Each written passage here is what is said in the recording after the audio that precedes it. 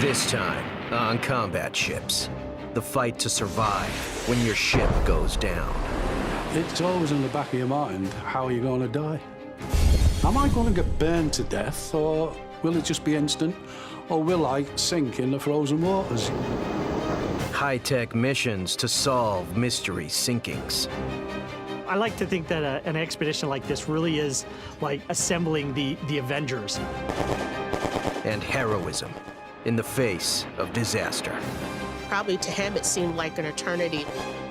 He at least shot until he ran out of ammunition.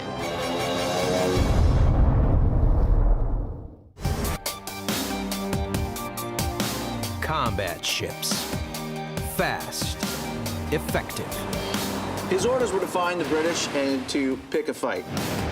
Going right to the heart of the battle. The Marines have always thought of themselves as the spear point of United States military power. Their whole doctrine of combat was to go fast, hit hard, get it over with in a hurry. Combat ships have changed the world. She gained her freedom. Now she's going down a river with an army. She was like, we're about to show you what we're working with. Thanks to clever design, raw firepower, and the heroism of their crews. The rule of thumb on a frigate is you can lose 2 spaces and stay afloat. But if you lose a third, you go to Davy Jones's locker in a hurry.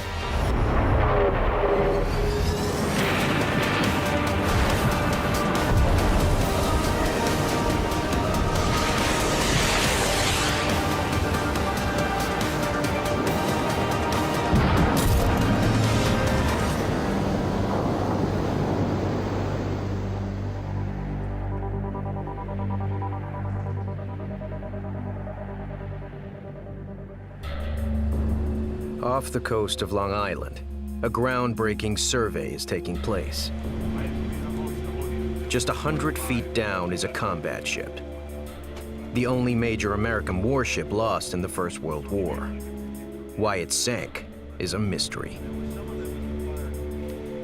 The vessel under this high-tech scrutiny is the 15,000-ton cruiser USS San Diego.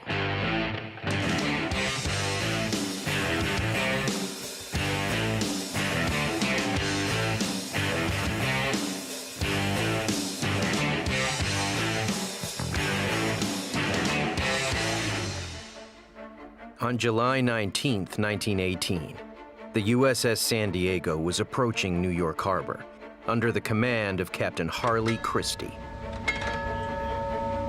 Her crew of over 1,000 was preparing to escort a convoy across the North Atlantic through U-boat-infested waters. They were within sight of the US coast. They could see America as they were sailing, so they were still felt very much at home. Suddenly, there was a massive explosion.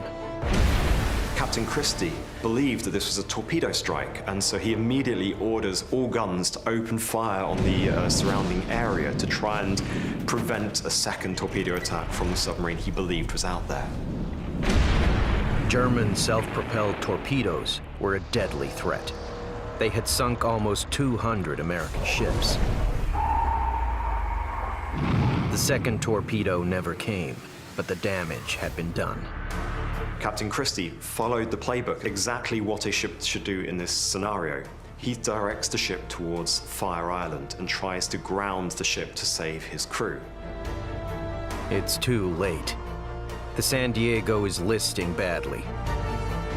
Christie gives the order to abandon ship. Within 28 minutes, she was on the bottom. 6 men were lost. What sank the San Diego is a puzzle. Was it a torpedo, a mine, or an accident? It became one of the American Navy's biggest mysteries.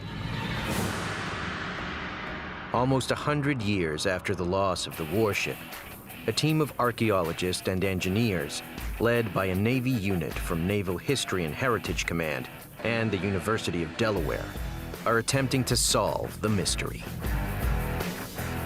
I like to think that an expedition like this really is like assembling the Avengers. You're going to get, superheroes each from their own disciplines and backgrounds, and they have unique skill sets and perspectives.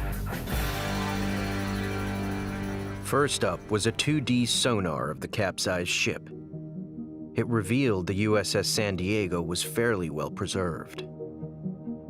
You see this really nice outline, clearly the outline of a ship.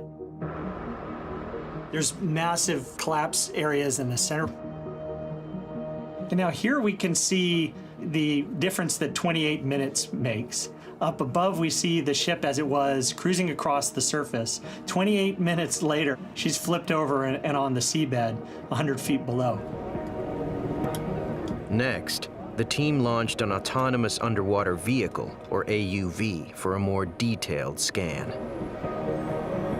The AUV comes back from its mission, and we download the data, then we start processing, and then suddenly, boom, emerges on the screen this fully realized image of the wreck. It's as if going into the Louvre at night, and then somebody flicks on the light, and in front of you is the Mona Lisa.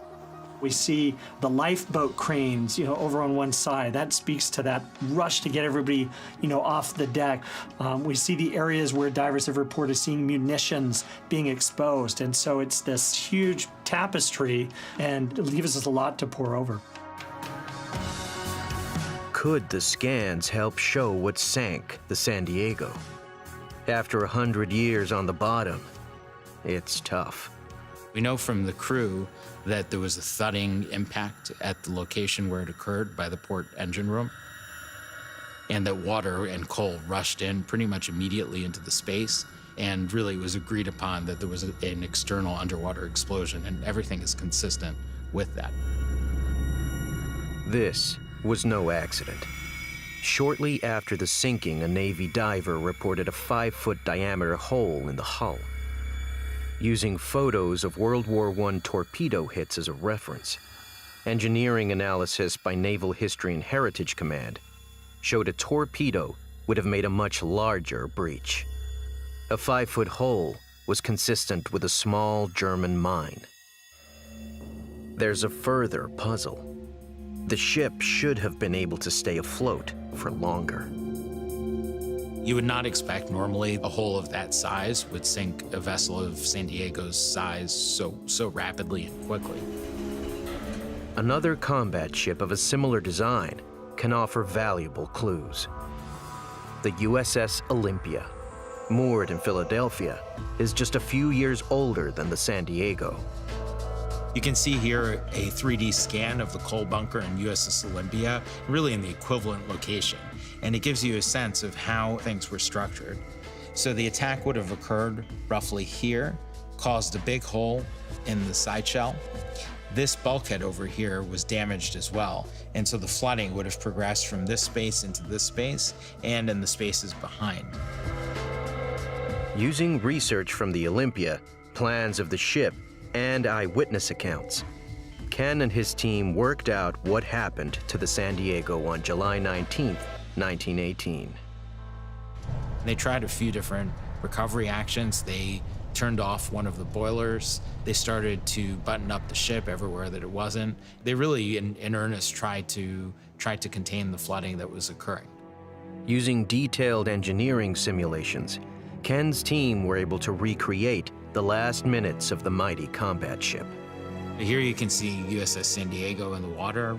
Initially, there's a list that's about 6 degrees, and then as the water continues to build up, eventually the gun deck gets submerged, and then the vessel just quickly flips over. There is one final piece of the puzzle. Why did the San Diego tip over so quickly? They think they know the answer. She was at the start of her voyage. As was common at the time, tons of coal for her boilers were stacked all over the ship. There was coal everywhere they could put it. It's roughly 20% of the total weight of the ship in coal.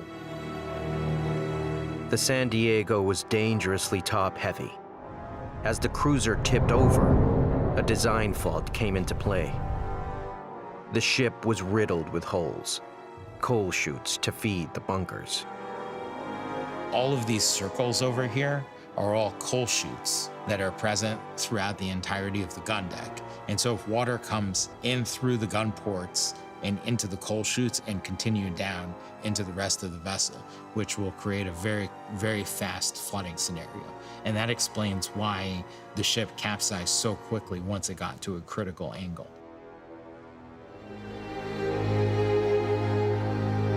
Exactly 100 years after the sinking, Navy divers placed a wreath on the bow of the San Diego, a tribute to the men who died. It meant a lot to help sort of honor those sacrifices and to keep that story alive so that people can recognize this for the important gravesite and war memorial that the San Diego is, that it's a testament to the fact that World War I wasn't just over there, it was here, it was on our shores, it was in our waters, and just off of our beaches. 2 decades after the San Diego, war returned to U.S. shores. As his ship sank beneath him, one man fought back and became a legend.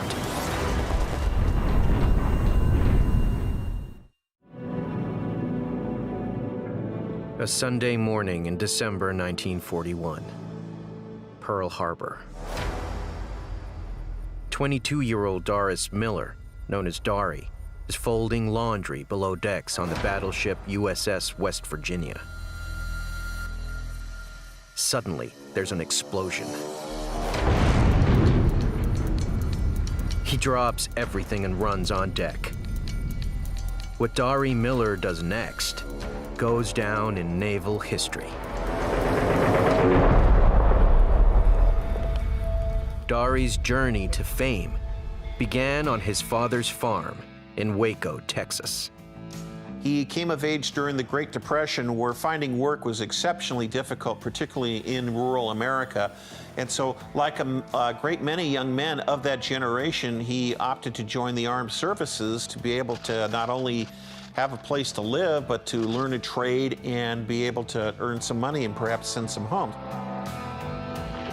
In September 1939, just after the outbreak of the Second World War, Dari joined the U.S. Navy as a mess attendant, one of the few ratings open to him. The U.S. Navy's attitude to African-American personnel was to limit them to work in their stewards departments, either as mess attendants, as orderlies, as cooks. In 1941, Dari was assigned to the dreadnought battleship USS West Virginia. Then, because of tensions with Japan, the West Virginia and the rest of the Pacific Fleet moved from California to Pearl Harbor to act as a deterrent. On Sunday, December 7th, Japanese bombers launched their surprise attack on the Pacific Fleet.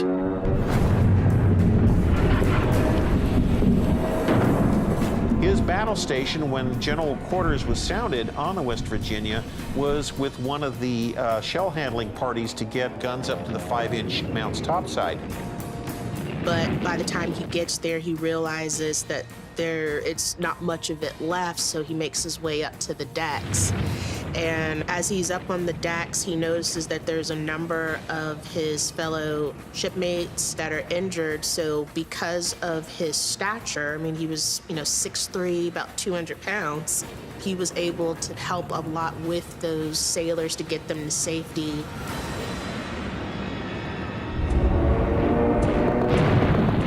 The West Virginia started to sink to the harbor floor.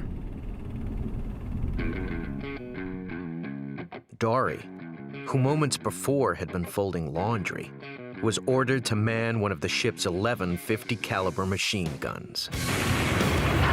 Probably to him it seemed like an eternity, but I think it was at least about 15 minutes, so he at least shot until he ran out of ammunition. And I don't know if that's something I would have thought to immediately done, I guess with all the adrenaline that's going on, and you've got all the sounds, the airplanes above head, you never know what you're really gonna do in that moment. After 75 minutes, the attack was over. the West Virginia sank, one of 19 Navy ships that were sunk or seriously damaged. Over 2,000 Americans died. Dory's bravery did not go unrecognized.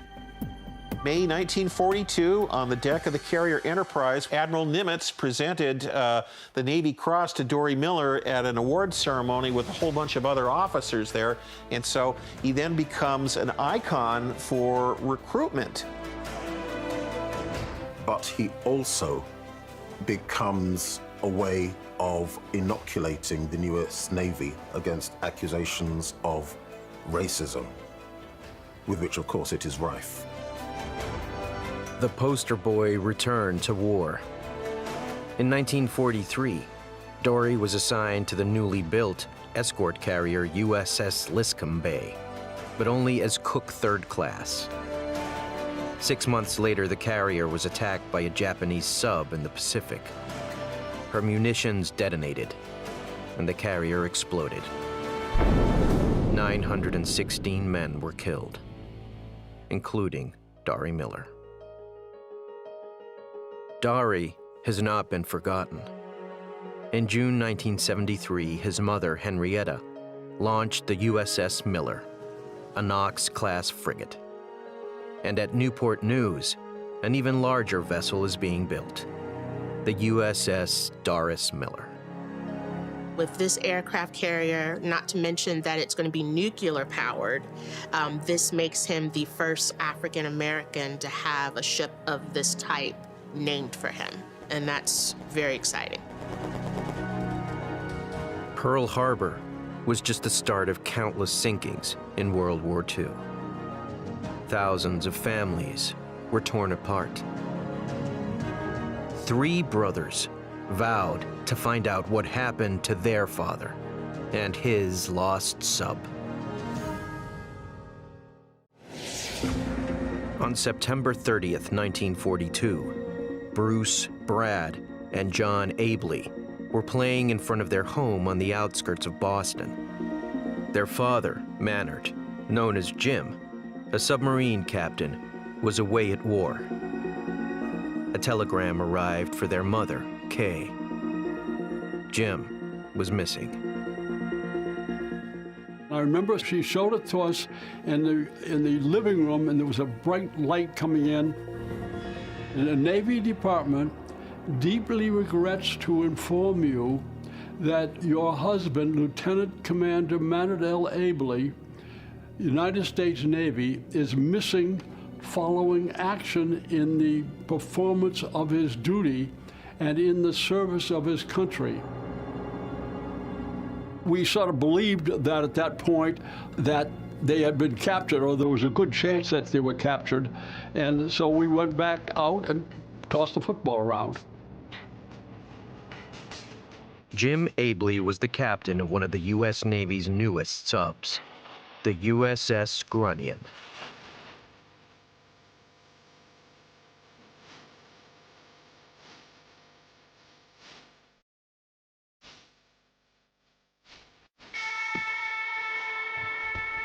After the Grunion went missing, the Ableys carried on life as best they could. Their father was rarely discussed. The story I was told was that Mother was waiting for him to come home, and she didn't want to cause problems for us, so she focused on being a parent and helping raise us. We had a basketball net out back, and I used to tell myself if I could do 5 shots in a row, that Jim would come back, and it never happened. At the end of the war, the Navy searched for the Grunion at its last known position off Alaska. Nothing was found. The fate of Jim Abley and his crew remained a mystery for over 50 years. Then, in 1994, a technical drawing from a Japanese merchant ship came to light, bought by a U.S. Air Force lieutenant colonel. Richard Lane had spent $1 to buy a wiring diagram that came from a cargo ship called the Kano Maru, and he held on to it for a number of years and then finally put it on the internet to see if anybody could authenticate it that it came from the Kano Maru. In 2001, Richard received an email from Japanese naval architect Yutaka Iwasaki with a description of a confrontation that took place between the Kano Maru and a submarine off the island of Kiska, near Alaska. In 1942, the Japanese Navy concluded it was the Grunion, as it was the only U.S. sub lost in those waters at the time. Yutaka found an account of the battle written by the skipper of the Japanese vessel. A Navy contact passed it to the Abley brothers. One torpedo wake passed behind us. The other one hit the machinery room starboard side. There was a large explosion and the sound occurred like the rumbling of hell. The Japanese crew opened fire at the sub's periscope, hitting the conning tower. We saw the swirl of heavy oil. All the crew shouted, "Banzai!" The sub never surfaced. The crippled Kano Maru beached on Kiska. Could the freighter have sunk the Grunion? To the Abley brothers, it didn't make sense. As we investigated further and further, we were suspecting that the shots themselves could not have sunk the Grunion. Something else happened, and that was one of the great puzzles. John, a successful businessman, told his brothers he'd finance a search. In 2006, a vessel equipped with sonar sailed for Kiska. This was no stab in the dark. Yutaka Iwasaki had found a map showing the precise location of the fight between the Grunion and the freighter. That narrowed the search from 200 square miles down to a half a square mile. On August 16, 2006, the team spotted something 3,000 feet down. Could it be the Grunion?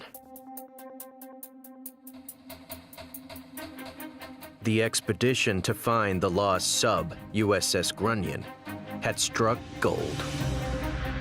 Finding that 2 o'clock note on the computer that they'd found the sub itself was just unbelievable.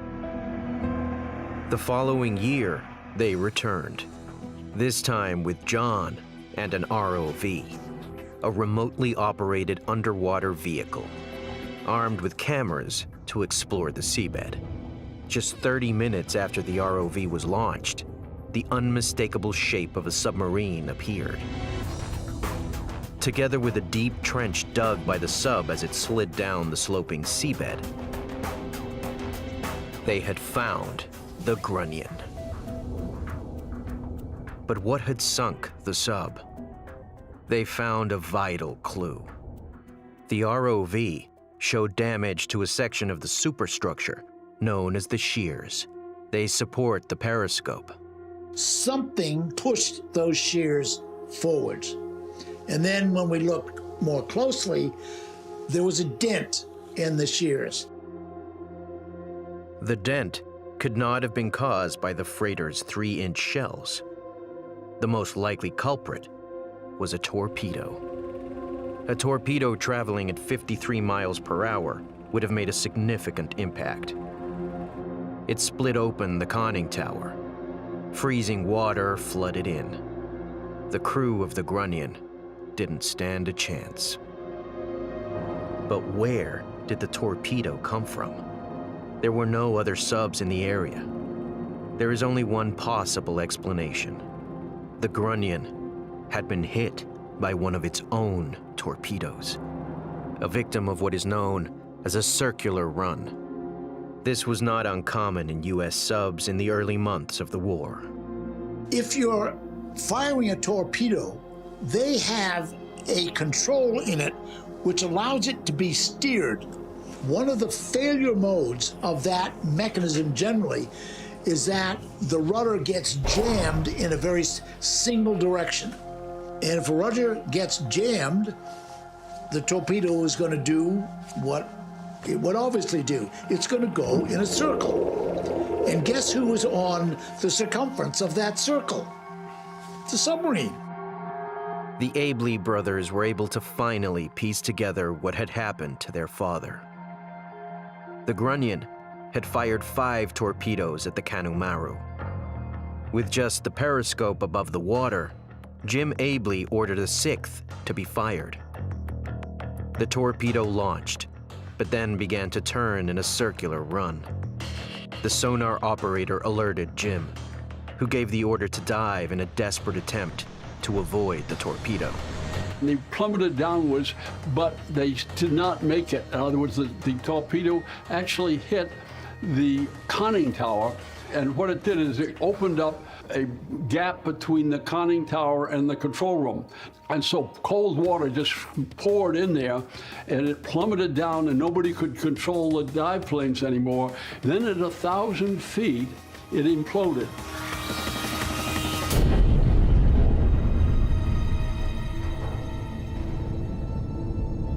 The discovery of the Grunion was not just important for the Abley brothers, but for other families affected by the tragedy.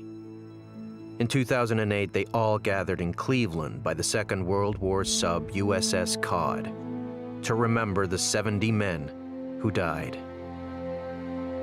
Jim Abley had given his sons the gifts of resourcefulness and determination. Those gifts led to the discovery of his ship. Jim was a teacher, period. And the important thing to do was to teach us how to handle life. The message was, you can fix anything, but you got to stick to it. On the other side of the world, one combat ship was attacked by submarine, by ship, and by bomber. But the mighty Tirpitz refused to be sunk.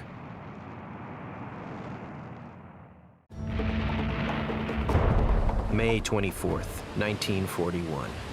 A clash of titans. The British battleship HMS Hood versus the German battleship Bismarck. The Hood explodes, killing almost all its crew. Bismarck is victorious. But the German celebrations are literally short-lived. The British sink the Bismarck just 3 days later. However, the Germans have a trick up their sleeve.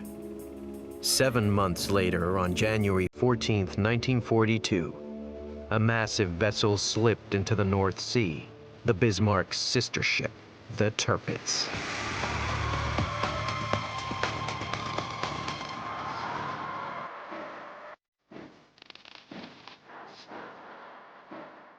Tirpitz was an extremely powerful and also good-looking battleship.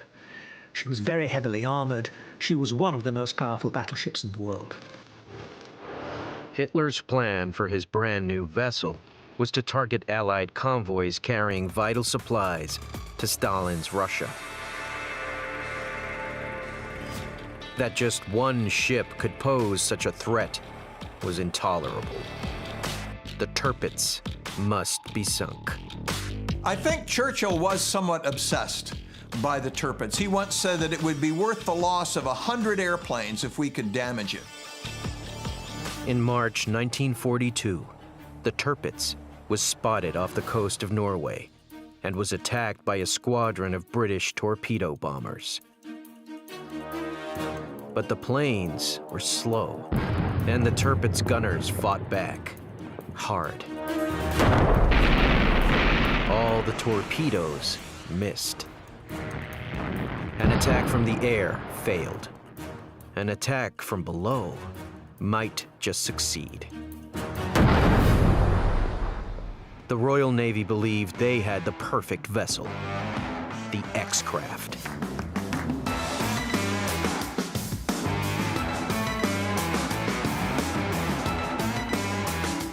Like a James Bond gadget, the X-Craft mini-sub was designed to catch the enemy unawares.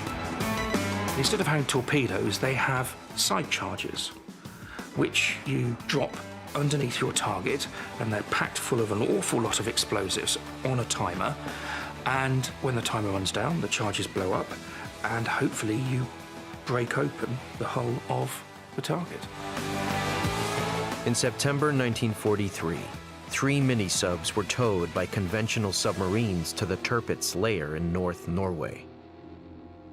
In the early hours of September 22nd, the crews of X6 and X7 managed to drop their charges under the Tirpitz. Fuses were set for 2 hours. But then the subs were spotted, the men captured, and brought on board the Tirpitz.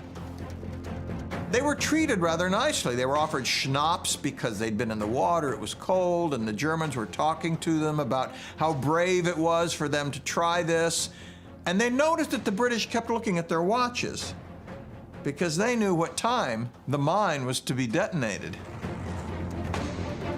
At 8:12 a.m., the charges exploded.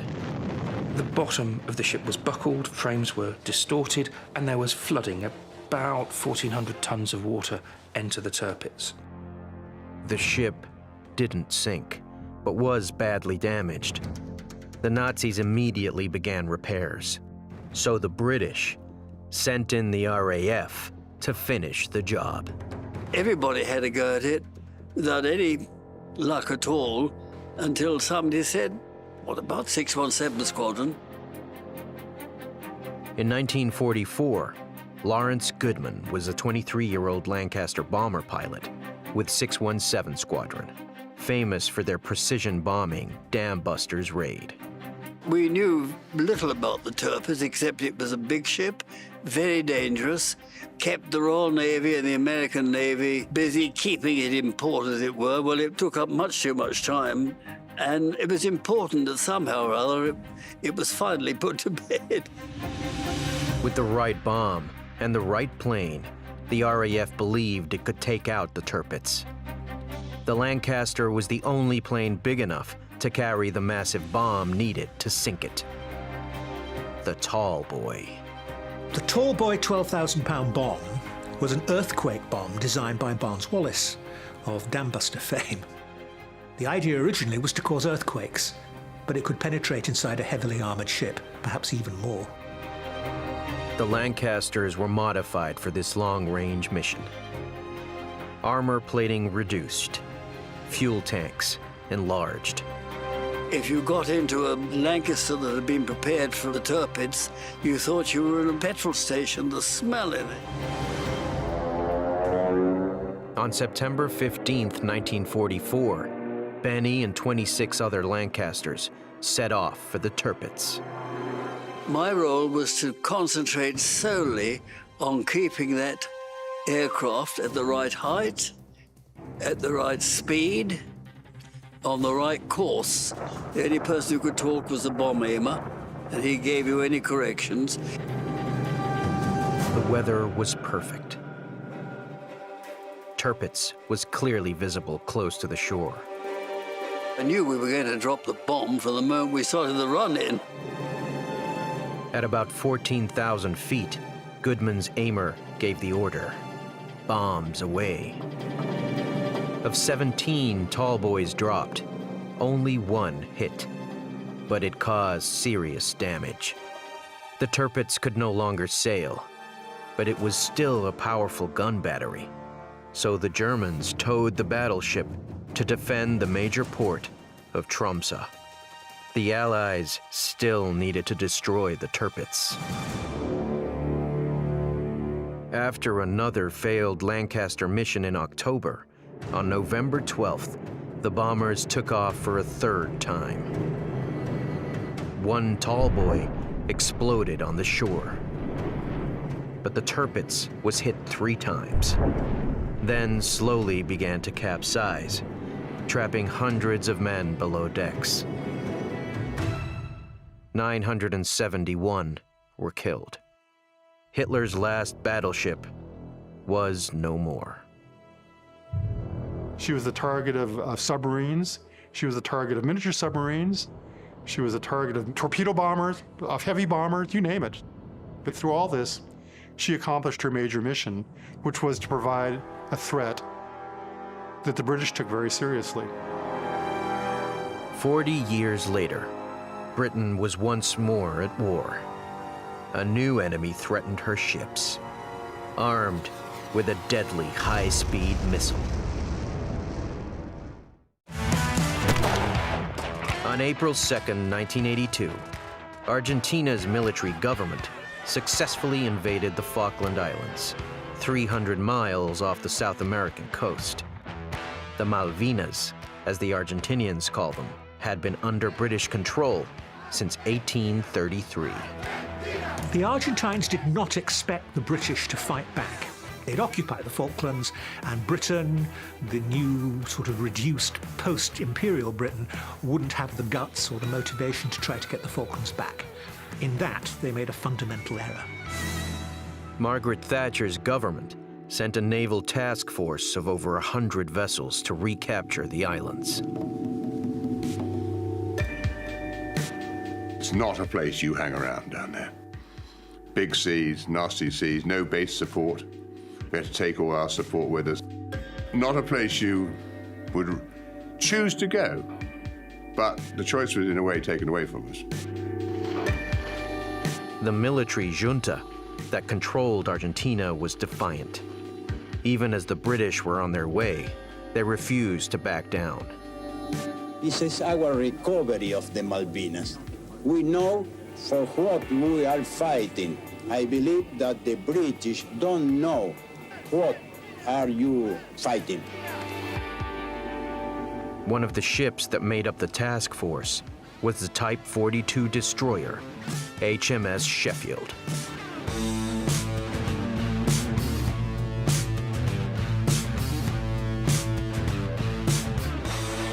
As the Sheffield headed to the South Atlantic, the reality of war kicked in. Our chief gunnery instructor, he briefed us and he didn't pull any punches. And he said, look, boys, he said, we are going to war and some of you are going to die. That really changed people's tunes, thought they were on some kind of jolly little cruise. But it brought the seriousness of it back to us. We're going to war. At the end of April, the task force reached the South Atlantic and prepared to invade the Falklands.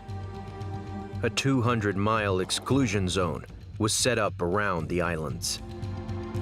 The British declared any Argentine warship found within the zone would be treated as hostile. On May 2nd, the Argentinian cruiser, the General Belgrano, was sunk by a British submarine. Over 300 men died. At first, there might have been a cheer, but then you're thinking, well, they've got families. They're just doing the same job, you know, we're doing. God bless them, like, you know. The war was underway. On May 4th, HMS Sheffield was 40 miles south of the Falklands, guarding the southwest corner of the task force. A pair of Argentine jets were looking for targets. Armed with Exocet missiles, French-built weapons that fly just feet above the water. My personal belief is they were determined to sink us because of the Belgrano a couple of days earlier. So they needed a warship. HMS Sheffield had a weakness. Type 42 destroyers were designed to take on submarines, so lacked firepower against high-tech missile attacks. A Type 42 destroyer like Sheffield was good at defending itself with its Sea Dart system against aerial attack from high or mid-level altitudes. It was less good at defending itself against a sea-skimming missile like an Exocet. 25 miles from the Sheffield, the Argentinian jets fired their Exocets. The missiles sped towards their target at 700 miles per hour. HMS Sheffield at this point was not at action stations. It considered the possibility of an Exocet missile attack to be low. Chris Purcell had gone below to a galley to make tea for his shipmates. I'm on the starboard bridge wing, and the helicopter pilot was with me. And we were chin-wagging as well as looking out. We both scanned to our right, and we see this fireball coming towards us. It seemed like every movement was in slow motion. And you actually watched it go into the ship. There was noise, there was people starting to panic now.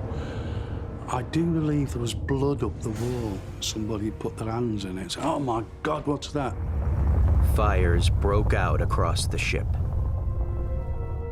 The biggest weakness in Sheffield was the fact that if she was hit, she'd burn. Ships had been allowed to become, perhaps to save money, much too flammable. To make matters worse, the missile had cut the water main. There was no water to extinguish the flames. It didn't take long for the heat to come through decks. The paint was bubbling, and you threw a bucket of water on, totally evaporate. It's always in the back of your mind, how are you going to die? It sounds a horrible thought, but you've got to think like that.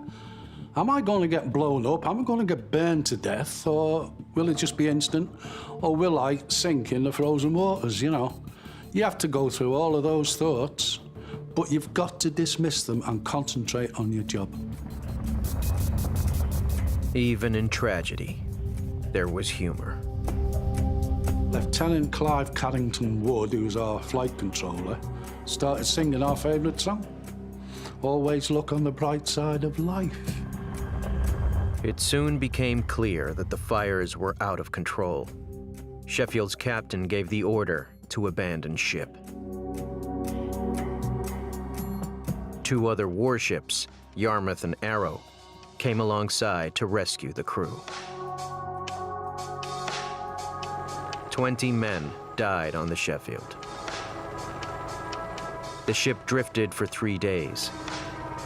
It was then taken in tow in an attempt to salvage her. But rough seas flooded the hole made by the Exocet. And on May 10th, HMS Sheffield finally sank. Type 42 destroyers were not meant to be sunk like that.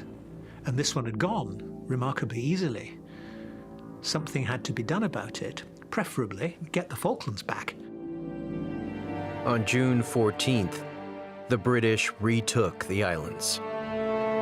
Once we got the commandos and the army ashore, they were better soldiers and Marines and better supported even 8,000 miles from home than the Argentinians, who, as we know, had some quite capable military, but also, of course, a lot of them were very young conscripts.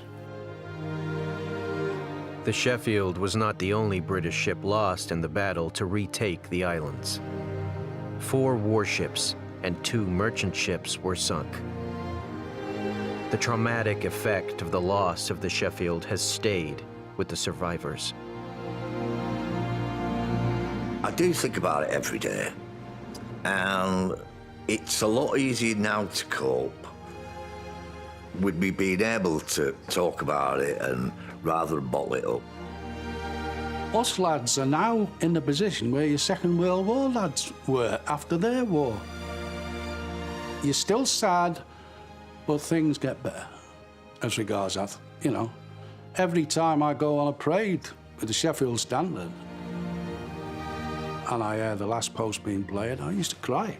I don't now, but I will remember my shipmates all the time.